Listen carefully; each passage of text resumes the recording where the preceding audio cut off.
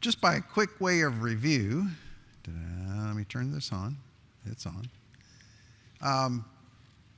Well, not yet review.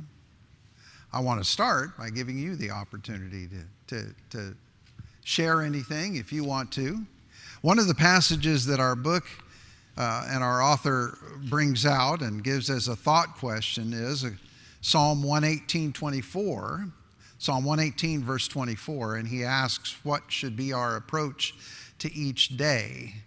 And that verse says, this is the day that the Lord has made. Let us rejoice and be glad in it. And so I thought I'd use that as our question for maybe starting off to share, not just anything you're grateful for this day or this week, but even along the same lines, right? So is there something that you can say, I'm grateful in this day the Lord has made this week? We're probably got a lot on our mind with things coming up. But anybody have anything to share that might encourage each other? Or a statement of gratefulness that you would like to share?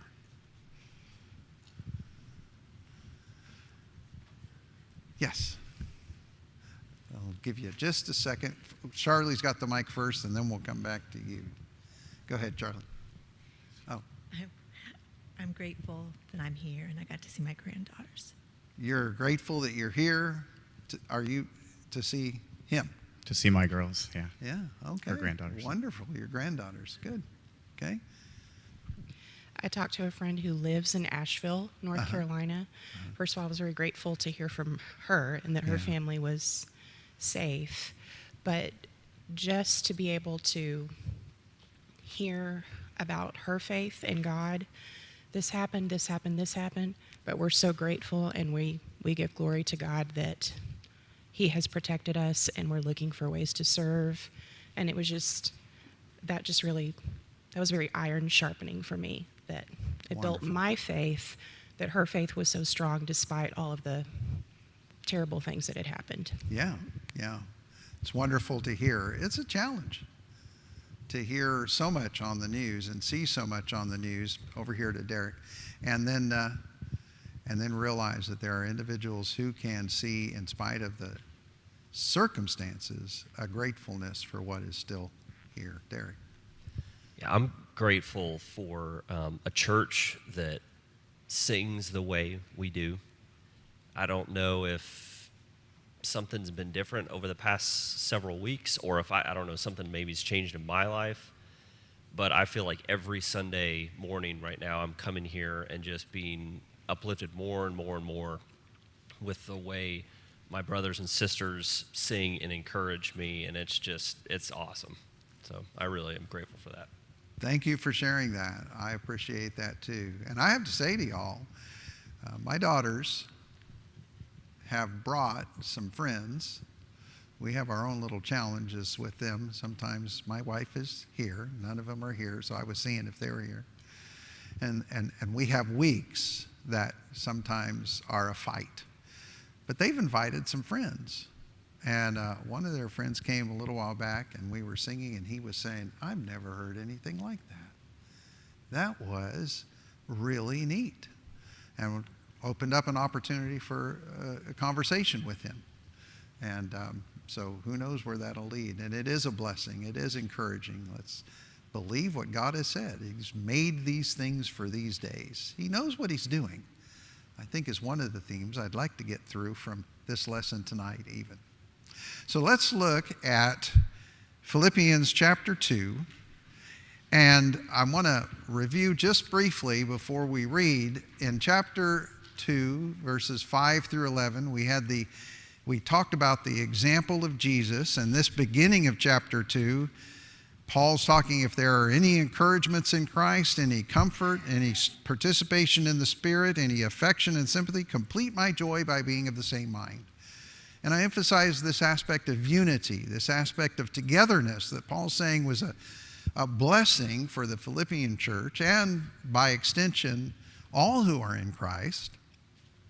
And then secondly, he gives us the example of Jesus himself. He says, now I encourage you, or I charge you, have this mind in you, or among yourselves, which is yours in Christ. So that's that aspect we talked about as one of the main themes of Philippians, changing your thinking. Are you thinking like a Christian? Are you thinking like a follower of Christ? And if not, what can be done to help change your mind, help mold your mind into that one who has a mind like Christ? And so what were his attitudes? And that word used is translated mind, but it's a word that can be used for attitudes, for thinking. So what were the things that Jesus' attitudes show? He surrendered his innate rights to become a slave. He willingly became that humble slave. He lived fully obedient to God in what he did. And he waited then through that service for his place of honor to be given back to him by God. And that's really why Paul can say, have in yourselves this same thinking of Jesus, because we can all do that. No, we're not charged with we weren't at the same place of Jesus when we came into this world, nor are we at the same place of Jesus in our world here, but he has empowered us through the Spirit, and we're waiting on this earth to be given the ultimate final place and the day of Christ. Paul keeps talking about that in the book of Philippians. So now as we go into verse 12, there's a whole lot more we could review. I gave you this challenge to practice some things that help you create joy, and we'll get to that later. I'm not going to take time now to ask if anybody has any reflections on that, but I really encourage you to keep looking at these things. If you go into our website and see them, hopefully the decks are being saved. But let's read verses 12 through 18 of chapter 2. And then I want you to reflect, read it while you're thinking of that question that I always say. Just as general, what do you think is the main central message of this passage now as Paul goes on beyond this encouragement to have a mind like Christ? Therefore, my beloved, he says, as you have always obeyed, so now, not only as in my presence, but much more in my absence, work out your own salvation with fear and trembling. For it is God who works in you, both to will and to work for his good pleasure.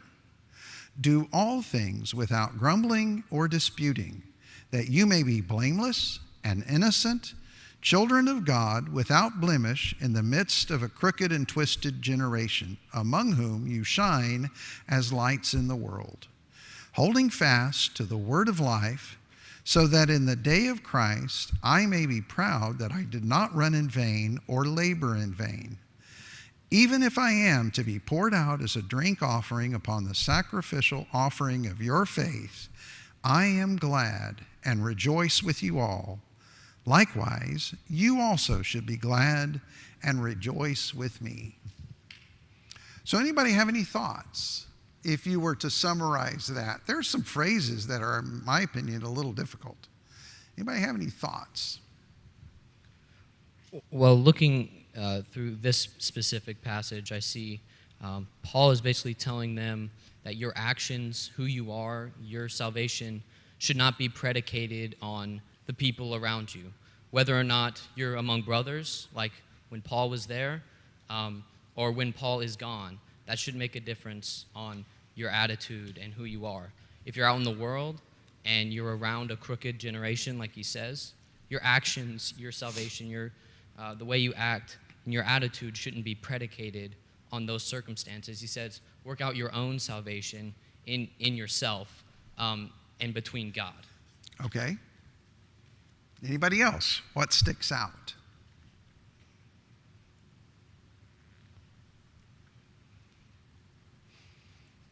Lights in the darkness. Being lights in the dark or in the darkness. Okay, we'll talk about that a little bit. What that might suggest.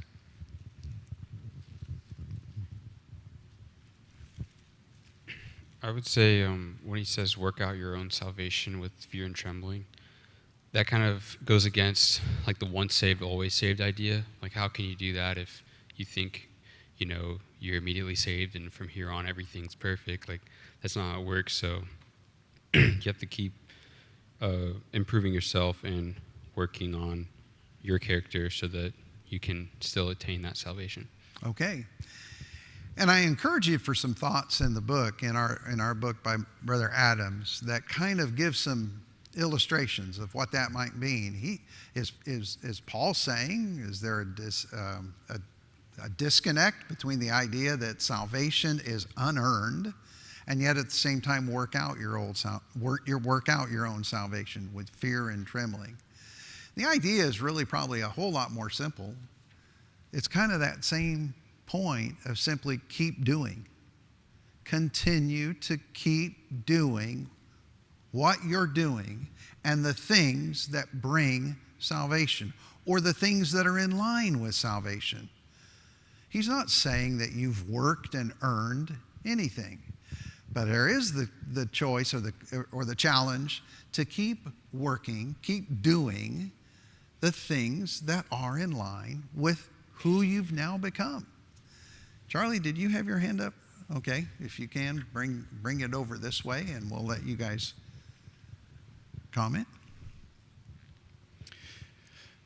I guess my thought is just on that, because verse 13 to me is kind of how this ties this section together, because it's to me it's kind of complicated in my mind how, I have a responsibility, but it's God working in me.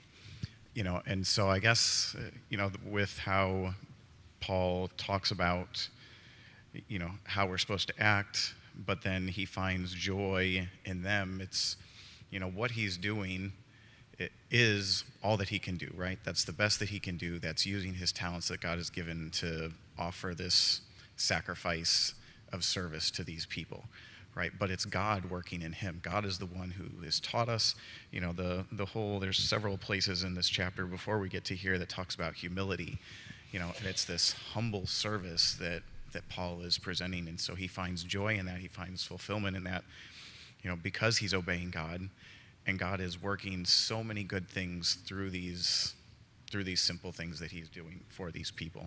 Okay. And doing it all without complaining. And doing it all without complaining. Anybody else? Sean, did you have something? When I was reading this too, and I hope this doesn't contradict what you were saying, when it talks about working out your own salvation with fear and trembling, I kind of thought about this morning's lesson where we talked about force and persuasion, that salvation is a very personal thing. My salvation is between me and God, and your salvation is between you and God. And what that idea of working out your own salvation is, me and God are the only one that can get me saved. It's not that you can't do anything for me and I can't do anything for you. It's kind of like the idea of where it led my thoughts. Okay.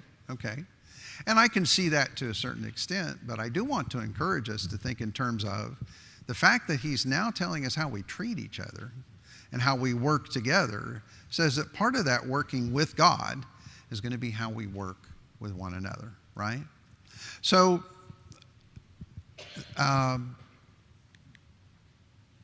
think about what he's trying to do. Is he's encouraged at the beginning a little while back, complete my joy by being these certain ways. And now he gives some directions. He gives some commands, imperatives, as we say in the English language. Here's how you should do. Here's how you should be. Work out your own salvation. And again, that idea is do it, perform it, accomplish it. Do what is intended for you to do as a Christian. Live a life worthy of the gospel. In 2 Peter 1, verses 5 through 11, Peter talks about building certain qualities and letting them build up in you. Build up your faith, your moral excellence, your knowledge, your self-control. He uses the phrase, add to your faith, moral excellence. Add to your moral excellence knowledge. Add to your knowledge self-control. Add to your self-control perseverance. Add to your perseverance godliness. Add brotherly kindness. And to all add love. And you get the picture there that Peter is saying, here's growing. Here's your growth as a Christian. Here's your growth as a follower. Do you stop I'm saved, everything's fine, God will take care of it from here on out. All of our New Testament writers continue to say, no, there's all of this that involves becoming more into the footsteps of Christ, into the footsteps that he showed us, into the examples that build you up, and that is called, at least in the words of Paul here, working out your old salvation, continuing in it, progressing in it, right? He then says, well, I asked you guys, what does it mean to work out your own salvation? So much for keeping up with where I was in my PowerPoint. That's one of the things I hate about PowerPoints. If the teacher makes a mistake, everybody knows it. So we've also talked about working out our salvation. Does anybody have any other comments on that in addition to what Sean said or others already provided? So continuing in it. So now I have the question to ask, what does he mean by doing it with fear and trembling? What comes to your mind when you hear those words, with fear and trembling? Down here? Kind of makes me think of when the Israelites were camped at Mount Sinai, and God said, do not touch the mountain. Okay. And the thunder and the lightning, and they could hear all these things, and the Israelites had a healthy fear and trembling, just realizing who the God was that they served, what he expected of them, but also just he was a terrifying God, but he was the God that was saving them at the same time. Okay. There's certainly what Paul says in just these few little words, these short words, a reminder that when you became a Christian, God hasn't been a God that changed. He hasn't changed in how he desires people to come to him or what kind of character he's looking for his followers. And he asked even in the Old Testament to the children of Israel, he showed them things that would promote fear, and some of that ended up being fear in the way that we think of it, October scared to death, as well as trembling. But it was also that sense of understand who I am and who you are coming before. And so I wanted to ask this question, and then or point out this, because I think what Paul is doing, if we can build on this, is hearkening back to a specific example in the Old Testament, in the book of Numbers, when he says, do not complain or argue. Okay? And now I'm going to see where we are before I go on to that and see how we're doing. Do not complain or argue. Do all things without grumbling or disputing, he says in the English Standard Version. So before I go into the passage, what's the big deal about complaining? Why would Paul specify those things as part of this encouragement? I feel like with complaining, there's kind of like almost like a spectrum, but the two main types that I like to talk about is there's almost healthy constructive complaining, which is more like criticism, apt to if we've got something going on, I think this could be better. And I think the type of complaining he's referring to is that which doesn't really do any good. Okay. Where it's just you're kind of looking at the situation and maybe thinking that, I think this could be better. But I guess what's the big deal about it? Well, it's almost like saying that the situation you're in, the God who you just approached with fear and trembling, it's almost like you're saying he made a mistake. It's almost like saying this guy who split the Red Sea and is raising people from the dead doesn't know, I know what he's doing better than he does, and it's kind of a foolish little message there. Okay. Sean, down here, Eric. So I like the word in my grumbling. I like Grumbling. that better because that's kind of like the under the breath. And grumbling is a joy killer. I mean, that's what you use to spread dissent and then my version also says without grumbling or questioning. And I hate that. I don't like that questioning. I like what was your translation? Complaining? Or, It was no, the English version said disputing. disputing. I like that better. But I don't know about anybody else, but when I read verse 14, my first thought was, is that a suggestion or is that a thou shalt not? So if I grumble and complain, am I most definitely sinning or am I just probably sinning? Well, I would say if it's you, then you're sinning.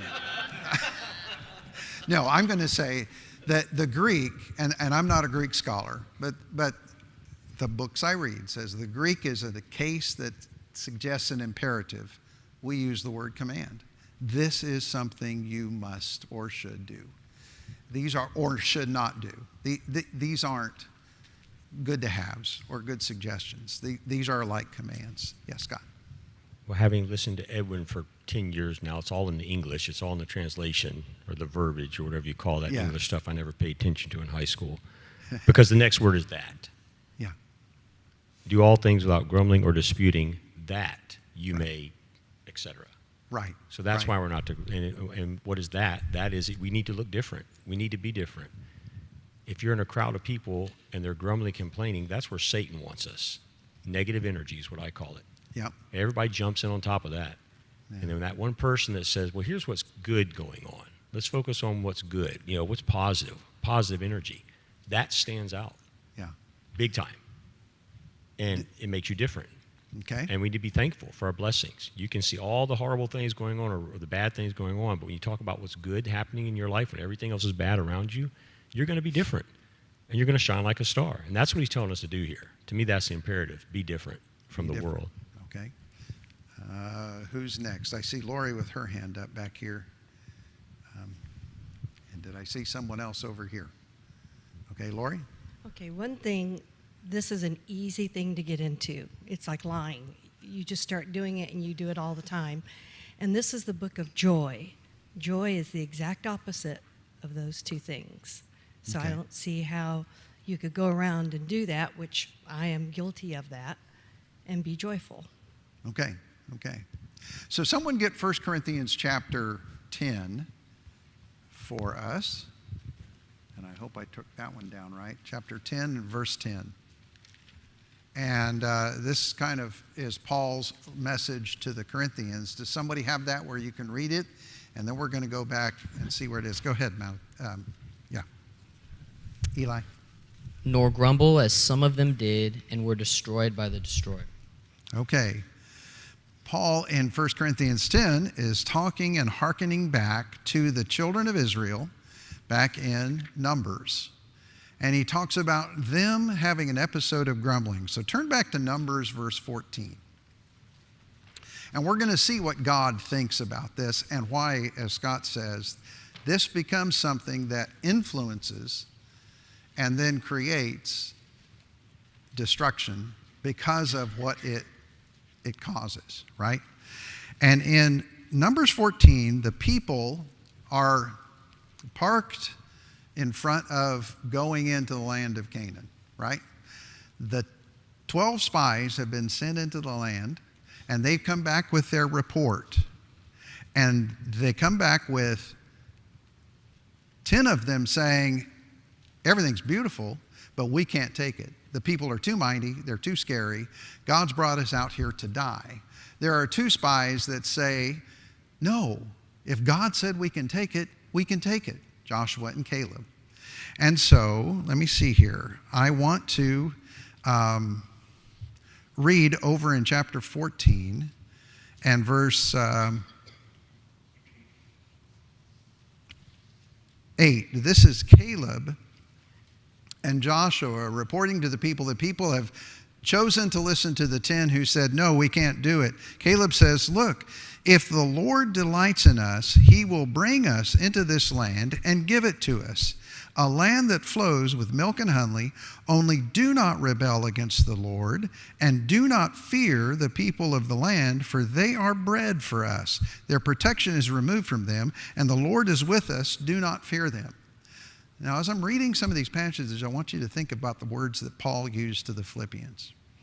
He says, do what you're doing working in fear. And he talks about God working with you to will and to work. Listen to what Caleb and Joshua are saying to the people as they say, look, we can do what God has told us because he's working for us. Now, who are the people? What do the people start doing? And they started murmuring and grumbling. All the congregation in verse 10 said to stone them with stones, but the glory of the Lord appeared at the tent of meeting to all the people of Israel. So God stepped in as they started to want to stone Joshua and Caleb. And he says to Moses, how long will this people despise me? And how long will they not believe in me in spite of all the signs that I've done among them? I will strike them with the pestilence and disinherit them. Those are some strong words. I'm tired of them. They don't believe me. They don't want to believe me. And so then we have a little passage from verse 13 through verse 18 where Moses comes before the Lord and he says, did you mean your promise in Exodus 34 that you are patient and willing to forgive and willing to forgive again and forgive again? Forgive these people. Please overlook them. Let the power of the Lord be great as you have promised, saying the Lord is slow to anger and abundant in steadfasting love, forgiving in iniquity and transgression, but will by no means clear the guilty. Fulfill your word, Moses says to him. And the Lord says, okay, I've pardoned them, but they're not going to come into my land. I'll pardon them. I won't kill them right now, but they're not going to go into the land. Only Joshua and Caleb are going to go into the land. And God then ends up going on and saying, the Lord spoke to Moses and Aaron in verse 26, how long shall this wicked congregation grumble against me? I have heard the grumblings of the people of Israel, which they grumble against me, saying, say to them, as I live, declares the Lord, what you have said in my hearing, I will do to you. Your dead bodies will fall in the wilderness, and of all your number listed in the census from 20 years old and upwards who have grumbled against me. So when Paul says to the people of Philippi, don't grumble and complain, he's pointing out this isn't just any complaint, but he's also saying what it does to others. The people began to listen to those 10 who were grumbling and complaining. And after a little while, everybody was complaining about what the Lord had done through Moses and Aaron, bringing them out. And then in verse 36, the men whom Moses sent to spy out the land, who returned and made all the congregation grumble against him by bringing up a bad report about the land. The men who brought up the bad report of the land died by plague before the Lord.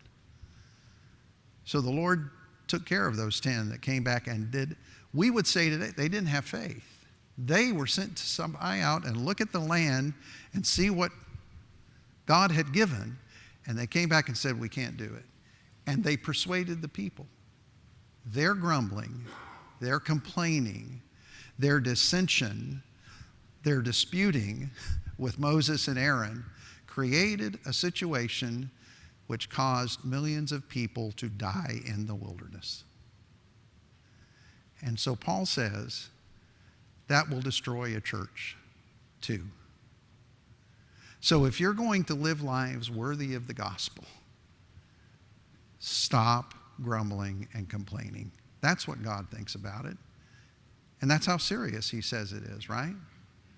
And then in verse 16, he also says, be blameless and innocent, children of God without blemish in the midst of this crooked and twisted generation among whom you shine as lights in the world. That lights in the world is like, it comes more from a specific word that means stars. And the idea of totally out of the darkness, you see the light that guides you and that you can see, testify to the greatness of something greater than you. You are able to shine like that if you decide to follow in the footsteps of God and Jesus, right? And so now hold on to that word of life, he says, holding fast to the word of life so that in the day of Christ I may be proud that I did not run in vain or labor in vain. He comes back to that theme that what I do want to know, the encouragement to me, this is Paul saying, is that I know you've changed. I know you've brought this faith of Jesus into your lives. You've obeyed in my presence. I'm asking that you continue to be the kind of people who now obey because you truly believe in God and you truly want to be who he says. And finally, he says then this point, which the lesson that we had in our book is taken from, even if I'm to be poured out as a drink offering upon the sacrificial offering of your faith, I'm glad and rejoice with you all. Likewise, you also should be glad and rejoice with me. So what do you think he means by that? Anybody? Sean, down here. The first thought that occurred to me is the idea of Paul being a sacrifice and them rejoicing in his ability to be that sacrifice. Talking about like Peter and John in the New Testament, where they were persecuted for Christ and they went on rejoicing. It felt to me like it was almost the extent of, I know that you know that I'm suffering and I know you don't want me to suffer, but if I'm going to be poured out for Christ, I want you to be able to rejoice with me that I am able to do that. Instead of focusing on he's being put to death, he's being poured out. Don't focus on, yes, that's happening, but I want you to rejoice with me that you know I went out as serving Christ in what I did. Okay. Anybody have any additional thoughts? It's really good.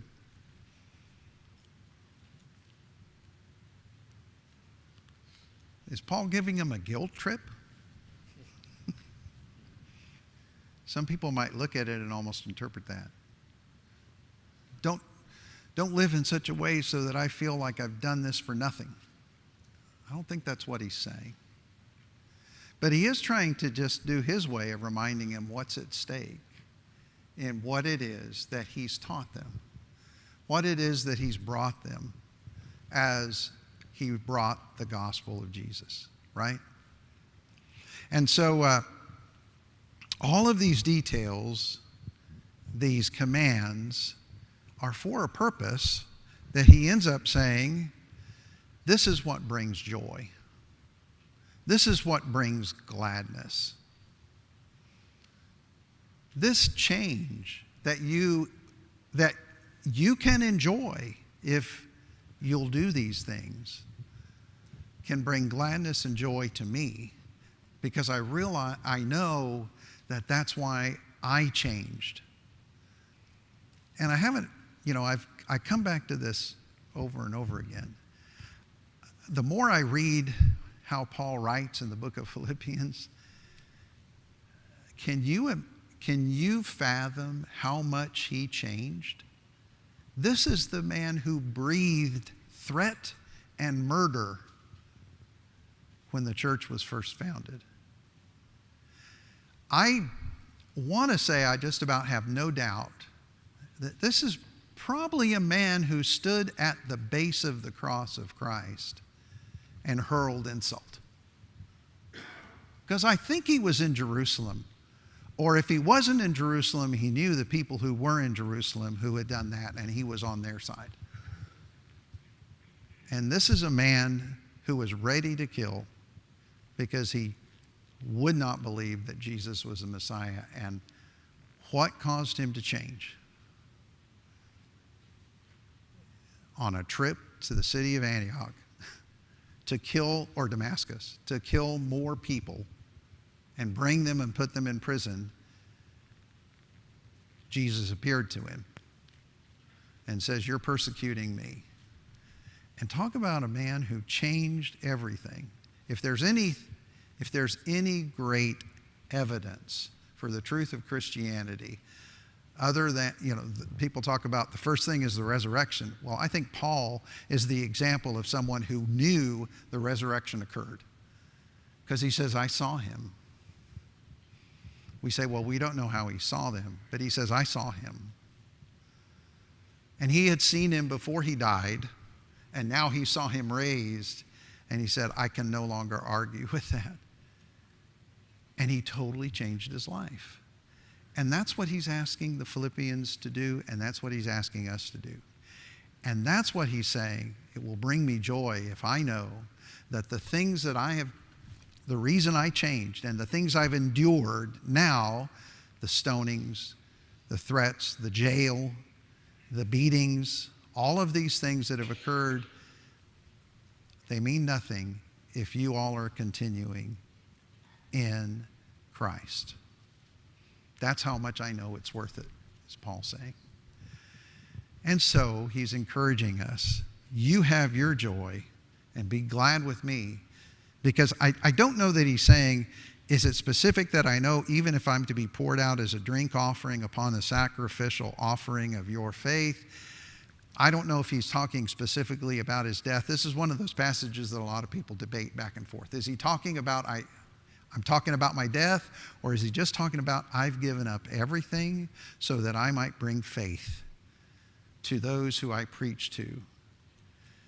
And when I see that you have faith, that brings me joy. Can you have that joy in seeing others have faith? And so I'm going to give you a challenge again, because I find, as I've already admitted, and I'm welcome to hear anybody else, you can just confess it to me if you want. I can't do anything about it, but we can help each other. I have had to fight negativity and cynicism in my own life. And I hate to tell you that sometimes, as an elder, that's hard. Because sometimes we hear of things that are the see-me side. And so you sometimes become negative and cynical. And it's easy to complain. And I've got to fight it. I've got to fight against it and not grumble and realize that it is, as someone pointed out, Satan who's bringing these things. So I'd like to challenge you this week and beyond. Take note when you're complaining. Really. Take a note. Put it on your phone. Every one of your phones has a little note pad or a note tool or something that you can keep count. If you really want to know whether you're a negative person and a complaining person, start taking notes of when you complain about anything. You might say some of them deserve being complained about. Okay. Take note and then mark those. But then reflect on it. And I want you to reflect on, how did the complaining make you feel? Did it satisfy you in some way? Did it change anything to complain about it? Did it help anything for me to complain about whatever it is I'm complaining about? And more than anything, did it glorify anyone, especially if you did it out loud? Because it's humbling to me when I go back and went back and looked at Numbers 14 and realized these 10, 12 who went into the land of Canaan were leaders in their tribes. They were supposed to be the ones that others would look to. And if I'm not careful about my complaining, I might very well destroy the faith of someone else if they hear me complaining. Well, if he complains, then what hope is there for me? Choose whatever subject it is. But if we want to influence anybody, I'm not talking about a Pollyanna. And one of our questions that our author said, what's the difference between a Chicken Little sky is falling person and a Pollyanna everything's perfect person? And some of you in the younger generation may not understand those two. I almost put up the two Disney pictures, Chicken Little and Pollyanna. But take them out of the equation for a little while. Quit thinking about the terms of, well, this is how God made me. And understand, how could I have behaved differently when I find myself complaining? And who was listening? And then the real hard one is, go back and ask forgiveness to the person who heard you complaining. I didn't put that one on there, but I've had to do that. So, Paul's giving us some real practical things as he's talking to us about being lights in the world. Here's how you'll really shine and make note for people. People will see there's something different about you. So on Wednesday, we may or may not be here. I've kind of pretty much gone through this whole passage here. And if we meet together Wednesday night, I don't know exactly what we'll do, but we can talk about something else. But I'm kind of thinking if the path is what it is now, and if things are where they are then, like they think they're going to be, it might be better. We'll probably be having some discussions. The deacons and us are going to meet afterwards, and we're going to try to see what we need to do because we want everybody to be safe. And if anybody has any needs, let us know as I send out an email. And if we are not here together Wednesday night, be together in heart as we are hunkered down, as they say. Thank you all for your comments, for your help in tonight's class. Pray it's been an encouraging one to you. And if nothing else, we'll pick up in the next lesson on next Sunday evening, Lord willing. Thank you, Ed.